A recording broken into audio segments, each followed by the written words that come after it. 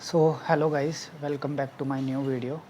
तो आज की वीडियो जो होने वाली है वो बिगिनर्स के लिए होने वाली है कि स्टार्टिंग में वो कैसे करें, क्योंकि जो बिगिनर्स आते हैं उनके लिए थोड़ा सा डिफ़िकल्ट रहता है। मैंने भी ये चीज़ फेस की थी अपनी स्टार्टिंग के टाइम में। एक्चुअली मैं तो नया नहीं हूँ, क्योंकि मुझे अराउंड 2 इयर्स हो चुके हैं। अभी तक अटैम्प्ट नहीं दिया है, but because of some personal reasons मैं उस चीज़ में नहीं जाना चाहूँगा कि मेरा क्यों नहीं दिया, मैंने क्यों नहीं किया, क्योंकि थोड़ा स्टडीज़ का भी था, थोड़ी फैमिली प्रॉब्लम भी थी, थोड़े मेरे हेल्थ इश्यूज़ भी थे।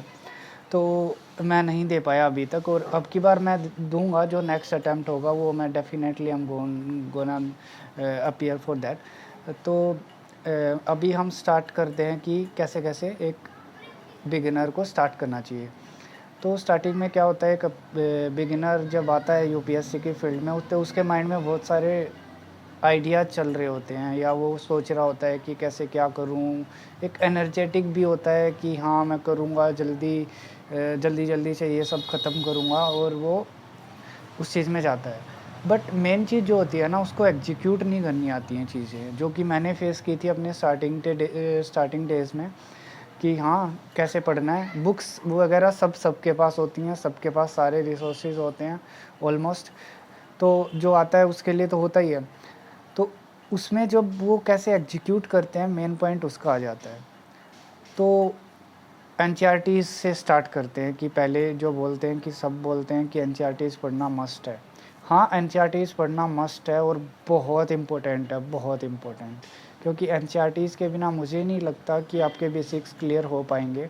चाहे आप किसी भी फ़ील्ड से हों, अगर ह्यूमैनिटीज़ से हैं आप तो तब भी, और वैसे किसी और बैकग्राउंड से हैं, साइंस से हैं, कॉमर्स से हैं, तब भी, तब तो आपके लिए बहुत इम्पोर्टेंट हो जाता है। क्योंकि उसके बाद अगर आप एनसीईआरटीज़ नहीं करेंगे तो आपके बेसिक्स तो होने वाले हैं नहीं, और स्टैंडर्ड बुक्स पे अगर आप गए तो आपको कुछ समझ नहीं आएगा।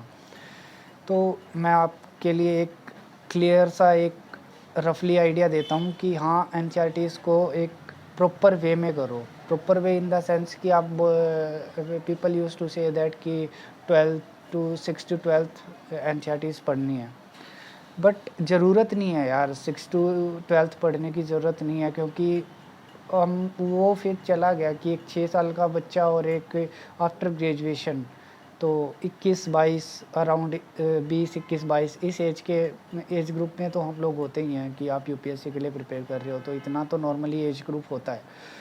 तो उस एज ग्रुप में मुझे नहीं लगता कि आप 6th क्लास की बुक उठा के पढ़ने लग जाओगे तो उसकी कोई रेलेवेंस है ना? तो अकॉर्डिंग टू मी, अगर आप मिनिमम टू मिनिमम अगर मेरे से पूछोगे तो 9th, क्योंकि 9th की जो बुक्स होती हैं ना एनसीईआरटीज़ की, वो डायरेक्टली 11th के साथ कनेक्ट करती हैं। क्योंकि वो जो 9th में सिलेबस होता है वही थोड़ा सा ब्रॉडली डिफ़ाइन कर दिया जाता है 11th क्लास में। Like in geography, in terms of geography, geography is my optional subject.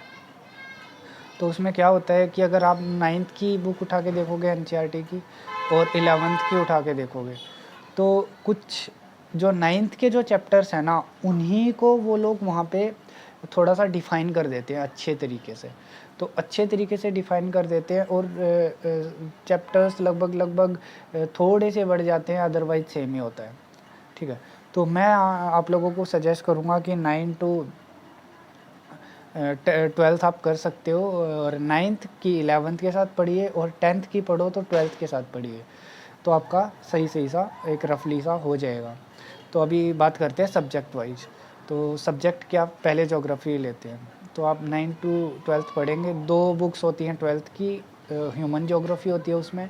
2 books होती हैं फ़िज़िकल ज्योग्राफ़ी की 11th क्लास की, और 10th में भी ह्यूमन ज्योग्राफ़ी होती है, और 9th में भी फ़िज़िकल ज्योग्राफ़ी होती है, और 9th की फ़िज़िकल 11th की फ़िज़िकल के साथ कनेक्ट करती है।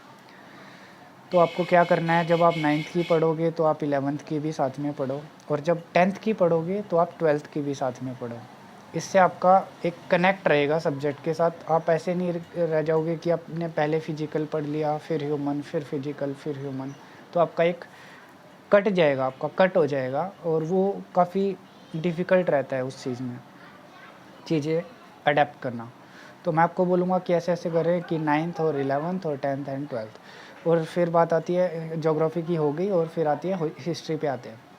तो हिस्ट्री में कुछ बुक्स हैं जो बहुत इम्पोर्टेंट हैं एनसीईआरटीज़ की। लाइक 11th क्लास की एंशिएंट हिस्ट्री की बुक, जो कि बहुत इम्पोर्टेंट है, पुराने वाली एंशिएंट हिस्ट्री की बुक।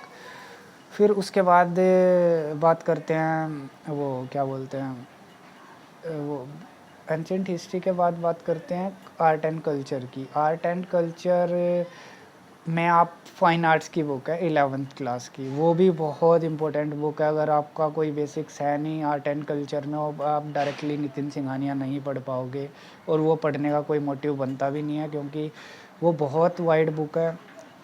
मैं यही बोलूँगा कि आप 11th की फाइन आर्ट्स पढ़िए अच्छे से, आपके बेसिक्स क्लियर होंगे। उसके बाद हम बात करते हैं हिस्ट्री के बाद पॉलिटी की। तो पॉलिटी में क्या है कि 11th 10th की भी आप पढ़ सकते हो, बट 11th-12th की तो मस्ट है, ठीक है। 11th-12th में कुछ जैसे making of the constitution of India, कुछ ऐसी बुक है, ऑर्गन्स ऑफ द गवर्नमेंट, और फिर मतलब आपके उन बुक से बेसिक्स ऑलमोस्ट क्लियर हो जाएंगे। एनसीईआरटीज़ में 11th 12th 10th की पढ़ सकते हो, तो आप मतलब अगर आप कर सकते हो, टाइम है तो आप कर सकते हो, उसमें कोई प्रॉब्लम नहीं है। बट लक्ष्मीकांत 850-900 पेजेस की बुक हो जाती है, जो आपके लिए बहुत बहुत वाइड हो जाएगी, और अगर आप डायरेक्टली उसको टच कर रहे हो तो आपके ऊपर से जाने वाला है सब कुछ। हाँ, वो बहुत बेसिक वर्डिंग में लिखी हुई बुक है, बहुत इजी सी लैंग्वेज में लिखी हुई बुक है, बट एक न्यू कमर के लिए अगर वो डायरेक्ट उसको हाथ लगा रहा है तो वो बिल्कुल भी सही नहीं है, क्योंकि वो एक अपर लेवल की बुक हो जाती है। जब तक आपके बेसिक्स क्लियर नहीं है, आप मत छेड़ो उसको, बहुत डिफ़िकल्ट रहेगा, आप उसको मत छेड़ो। तो पॉलिटी के लिए बस इतना है कि आप 10th 11th 12th and prelims में बस ये कर सकते हो। पॉलिटी के लिए लक्ष्मीकांत इज़ लाइक बेस्ट, है ना। तो उसके बाद बात करते हैं पॉलिटी के बाद, ज्योग्राफी हो गया, हिस्ट्री हो गया, पॉलिटी हो गया, एंड देन इन्वायरमेंट। इन्वायरमेंट का क्या होता है, इन्वायरमेंट और ज्योग्राफी के क्वेश्चंस करंट के साथ मिक्सअप से होके आते हैं। प्री में कुछ लास्ट ईयर का डाटा देखा गया है कि 20 to 30 के बीच में इनका रेशो रहता है, और इनका एक बहुत ज़्यादा वेटेज हो जाता है अगर प्री पर्सपेक्टिव से आप देखो। और अभी तो अगर आप अभी 2022 का मेंस का पेपर जो हुआ है जीएस पेपर 1, तो उसमें भी लगभग 135 मार्क्स की ज्योग्राफी आई है जीएस पेपर 1 में। तो आप देख सकते हैं कि ज्योग्राफी कितनी इम्पोर्टेंट होती जा रही है, और अगर जिसका ऑप्शनल ज्योग्राफी है वो तो वेल एंड गुड है, उसके लिए तो ये लगा लो कि 135 मार्क्स यहाँ पे आ गए हैं, और 500 में से उसको वहाँ पे उसके ऑप्शनल में स्कोर करना है, तो ये बहुत बहुत वेल एंड गुड चीज़ हो जाती है उसके लिए। तो इन्वायरमेंट के लिए आप यही कर सकते हो कि आप किसी भी एक इंस्टीट्यूट की बुक ले सकते हो। शंकर आईएएस मैं पर्सनली रिकमेंड नहीं करूँगा, वो बहुत हैवी बुक हो जाती है, बहुत वाइड बुक हो जाती है, जितना आपको ज़रूरत भी नहीं है इतना करने की। तो आप वाजीराम की बुक ले सकते हो, वो अच्छी बुक है, मैंने पढ़ी है, पर्सनली मैंने पढ़ी है, तो वो बुक आप ले सकते हो। उसके बाद इन्वायरमेंट के बाद इकोनॉमिक्स इज़ लाइक, मेरे तो सही बताऊँ आउट ऑफ रीच है वो सब्जेक्ट, बट मुझे थोड़ा टाइम देना पड़ता है, हो जाता है, कोई ज़्यादा बड़ी चीज़ नहीं है, बट हाँ उसमें थोड़ा टाइम देना पड़ता है। तो मैंने क्या किया था, उसकी तो एनसीईआरटीज़ मैंने 9th 10th 11th 12th पढ़ी थी। 9th 10th वो भी थोड़ा वही है, मैचिंग है 9th 11th 10th 12th।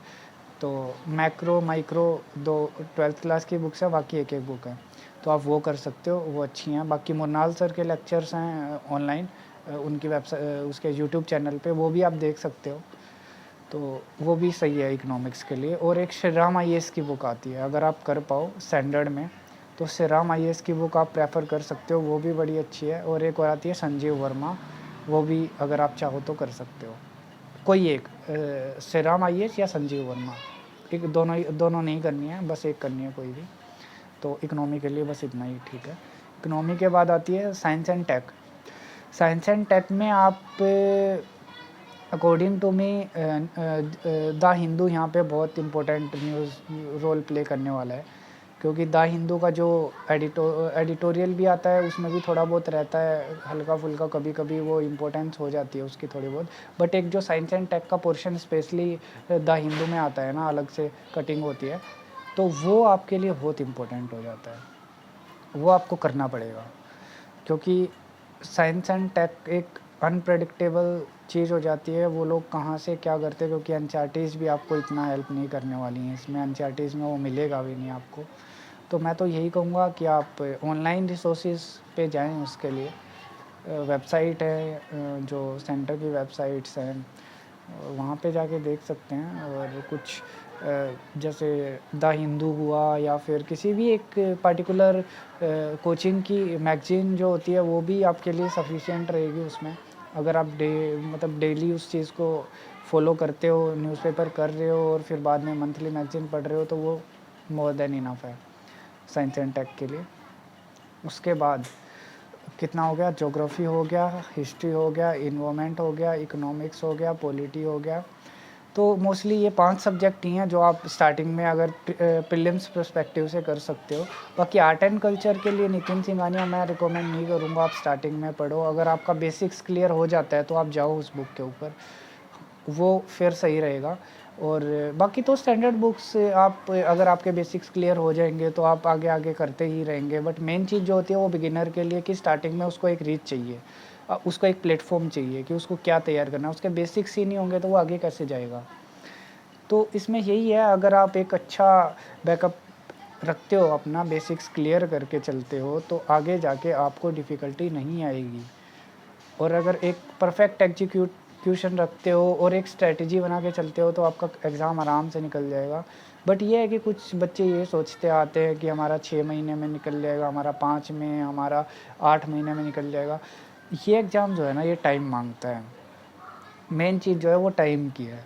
अगर आप जल्दी में आ रहे हो तो यहाँ पे मुझे नहीं लगता आपको कुछ ज़्यादा मिलने वाला है, क्योंकि फेलियर रेट लगभग 95-96% के आसपास, 97% जो हैं वो बच्चे मोस्टली वो बाहर होते हैं। फिर जो 2-4% उसमें मेंस के में जाते हैं, वो लोग भी फिर बाद में रह के मिले जुले कुछ 0.1% भी नहीं शायद सेलेक्ट हो पाते हैं। तो वही है, अगर आपको थोड़ा सा अपने आप को उस चीज़ के बारे में फॉलो अप रखना है या उससे कनेक्ट रखना है, तो आपको वो चीज़ें करनी पड़ेंगी। उसका कोई अल्टरनेटिव नहीं है आपके पास, आपको करना पड़ेगा। तो मैं आपको रिकमेंड करूँगा कि आप मेंस के लिए पहले एनसीईआरटीज़ करें, बेसिक्स क्लियर करें। अपना बेसिक स्ट्रॉन्ग होने के बाद आप स्टैंडर्ड बुक्स पे जाएँ। आप मेंस के लिए, ये तो नहीं है कि मैं ये बोलूँगा कि प्री और मेंस के लिए अलग-अलग तैयारी होती है, वो एक मिथ है, वो होती भी नहीं है। आपको स्टार्टिंग में साथ-साथ ही करना पड़ेगा सब कुछ। और बस यही है, आप उसको एग्ज़ीक्यूट करिए, एक अच्छे तरीके से करिए, अपना टाइमिंग माइंड में लेके चलिए। कम से कम 2-3 साल टाइमिंग माँगता है ये एग्ज़ाम। 2-3 साल आपको देने पड़ेंगे, कैसे भी करके देने पड़ेंगे। आप आज दीजिए, आपको भागना है बीच में आप भाग सकते हो, क्योंकि फिर कोई फ़ायदा भी नहीं होने वाला है अपना टाइम वेस्ट करने का। इससे अच्छा आप करो ही मत, वरना आप कम से कम 2 से 3 साल तो आपको मस्ट है, आपको देना पड़ेगा इतना टाइम। तो बहुत बहुत अच्छे से लगता है इतना टाइम। और कोई एक्स्ट्रा ऑर्डिनरी इंसान है जो 1 साल, 1.5 साल, 2 साल में कर लेते हैं, 1.5 साल में 1-1.5 साल की प्रिपरेशन में निकाल लेते हैं, तो वो फिर बहुत अच्छी बात है उसकी। तो बस इतना सा है कि आप एक एक पैटर्न से चलो, एक सिंक्रोनाइज्ड वे में चलो, थोड़ा टाइम टेबल बनाओ अपना। एक सेल्फ डिटरमाइंड माइंड होना चाहिए, थोड़ा सा डेडिकेशन होनी चाहिए। हार्ड वर्क तो चलता है, हार्ड वर्क का इस एग्ज़ाम में हार्ड वर्क बहुत इम्पोर्टेंट है। लक इतना काम नहीं करता है, हार्ड वर्क 95%, लक 5%। तो बस इतना ही है, मैं यही बोलना चाहता हूँ कि आप प्लीज़ अगर हो सके तो उस चीज़ को एक सिंक्रोनाइज्ड वे में लेके चलो। नए-नए बच्चे जो होते हैं वो थोड़ा-सा इधर-उधर हो जाते हैं, क्या पढ़ें, क्या ना पढ़ें, उनमें थोड़ा-सा फिर माइंड डिस्ट्रैक्ट होता है, फिर वो बीच में छोड़ देते हैं। तो इससे अच्छा है आप थोड़ा-सा एग्जीक्यूशन अच्छा रखिए, आपका सब सही होगा। एंड आई होप आप लोगों को वीडियो पसंद आई होगी। अगर वीडियो पसंद आई है तो प्लीज़ सब्सक्राइब करें चैनल को, वीडियो को लाइक करें, शेयर करें एंड कमेंट करके बताएं। अगर मुझे कुछ अपनी वीडियोज़ में मॉडिफिकेशन करनी है तो you people suggest me please. Thank you.